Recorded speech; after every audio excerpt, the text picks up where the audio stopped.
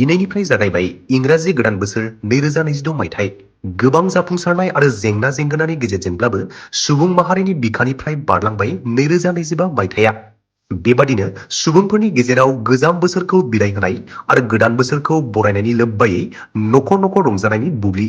गोदान बोसोरनि मुङाव गोसोनि हास्थायनायखौ हगारसारनानै बे समाव लावखार ओंखाम जानायनिल' मुखुब।